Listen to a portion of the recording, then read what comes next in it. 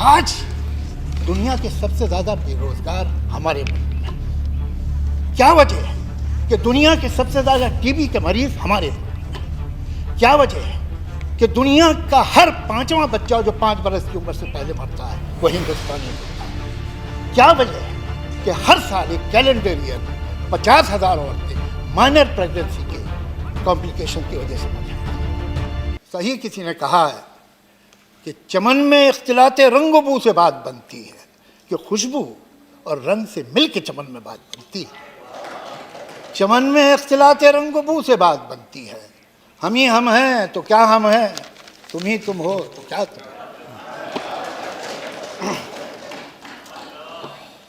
देखिए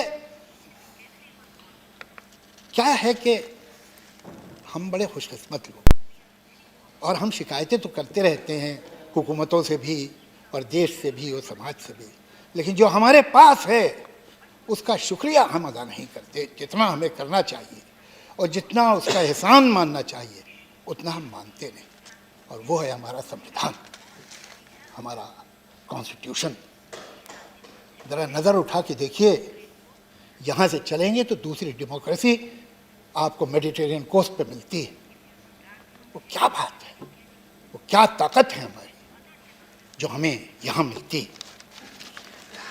और ये संविधान हमें डेमोक्रेसी देता, लेकिन डेमोक्रेसी, ये याद रखिए, बगैर सेकुलरिज्म के नहीं हो सकती। ये वो मुल्क हैं जिनमें सेकुलरिज्म नहीं, और इसीलिए डेमोक्रेसी नहीं। डेमोक्रेसी का मतलब क्या होता है कि ज़्यादा जिस बारे में लोगों की राय होगी, जिस तरफ अक्सरियत होगी, जिस तरफ मेजॉरिटी होगी वो बात मानी जाएगी, जिस तरफ माइनॉरिटी होगी वो बात नहीं मानी जाएगी। लेकिन डेमोक्रेसी ये मान के चलती है कि ये मेजॉरिटी और ये माइनॉरिटी परमानेंट नहीं है, यह हर इशू पे बदलेगी।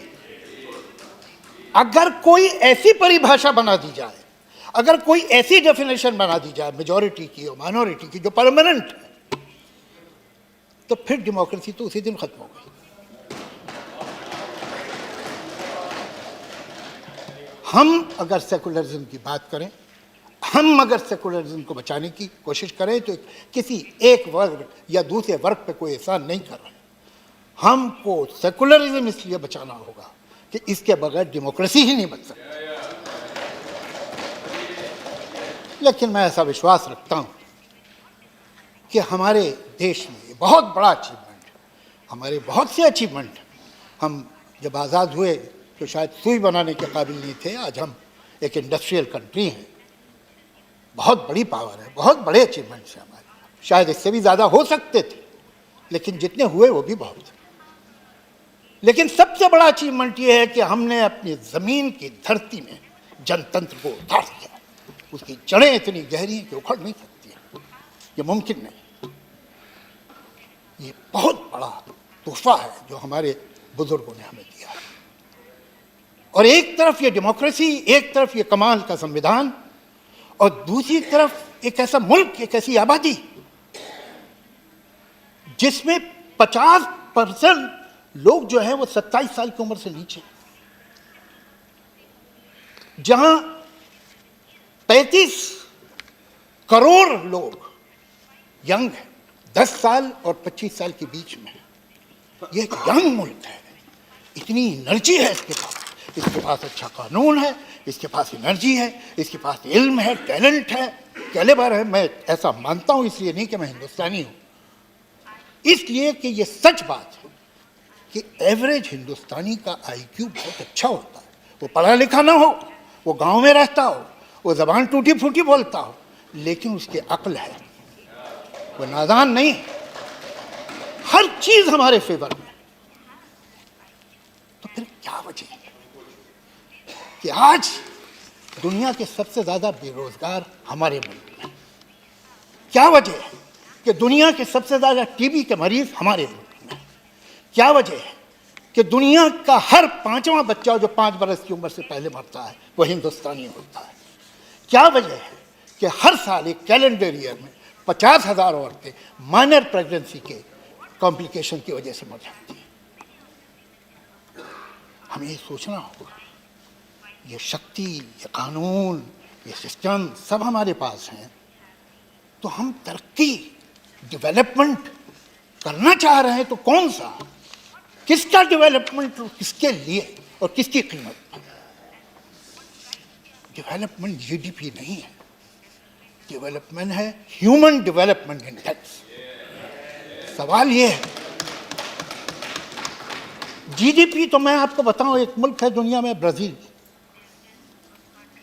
जहां दुनिया की तीसरी सबसे बड़ी प्राइवेट प्लेन्स की फ्लीट है और उनकी 1/3 आबादी पावर्टी लाइन के नीचे।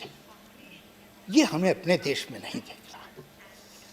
मैं ऐसा विश्वास रखता हूं कि कोई भी पार्टी हो, वो तो चाहती तो यही है कि इस देश का भला हो, और अगर हम जरा सा उठ जाए, मैं देखता हूं कि जहां ये समस्या है, बेरोजगारी की, हॉस्पिटल की, दवा की, स्कूल की, कॉलेज की, इंफ्रास्ट्रक्चर की, वहां हम अपनी एनर्जी किन चीजों में लगा रहे हैं, वो क्यों वेस्ट हो रही है? आए दिन कुछ ऐसी बात सुनने को आती है जो न सुनते तो अच्छा था। अभी 2-3 दिन पहले एक साहब है जिन्हें ख्याल हो गया कि वो नेशनल लीडर है, हालांकि हकीकत यह है कि वो हिंदुस्तान की एक स्टेट आंध्रा, कि एक शहर हैदराबाद, कि एक शहर, उस शहर के मोहल्ले के लीडर है। उन्होंने ये कहा कि वो भारत माता की जय नहीं कहना चाहते, नहीं कहेंगे, इसलिए कि संविधान उन्हें नहीं कहता, संविधान तो उन्हें शेरवानी पहनने को भी नहीं कहता और टोपी लगाने को भी नहीं कहता।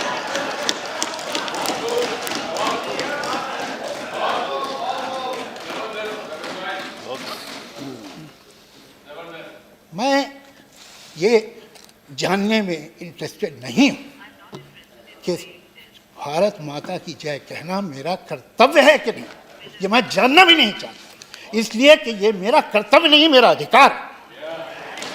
और मैं कहता हूं भारत माता की जय, भारत माता की जय, भारत माता की जय। ये कौन लोग हैं? मैं इस बात को और इनके इस ख्याल को जितने सख्त वर्ड मुमकिन है जो एक्सपंज न हो उनमें कंडेम करता हूं, और मैं इतनी ही सख्ती से एक और नारे को भी कंडेम करता हूं जो अक्सर हिंदुस्तान के शहरों में बोला जाता है, मुसलमान के 2 स्थान, कब्रिस्तान या पाकिस्तान। मैं उसे भी कंडेम करता हूं।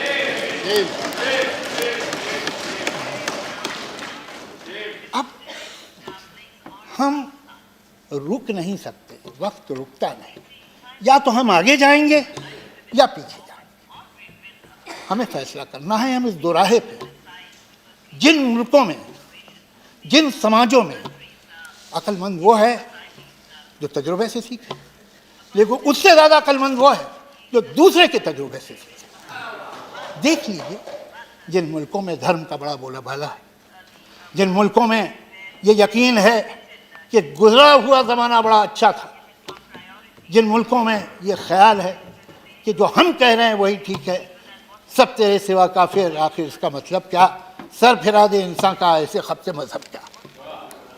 जिन मुल्कों में ये खपत, वो कहाँ गए?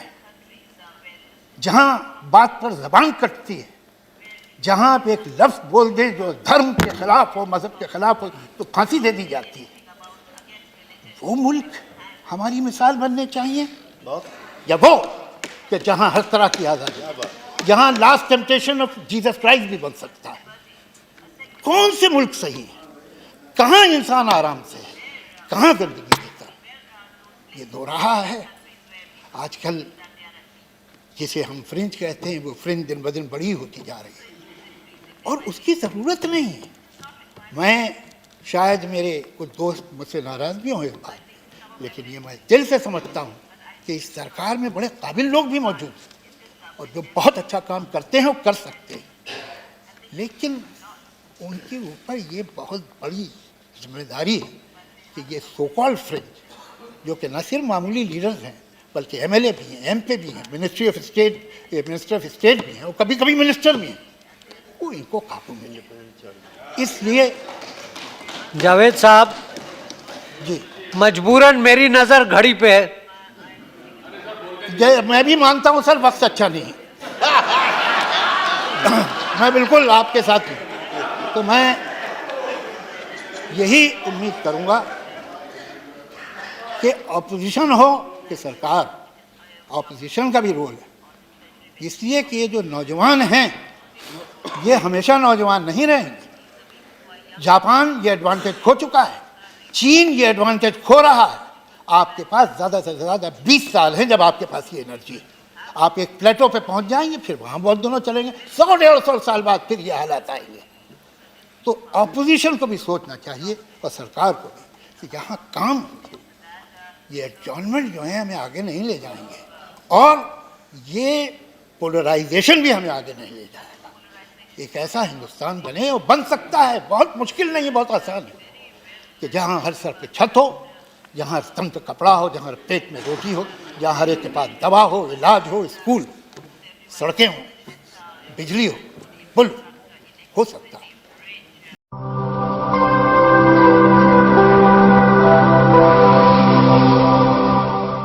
जन ज्वार जनता की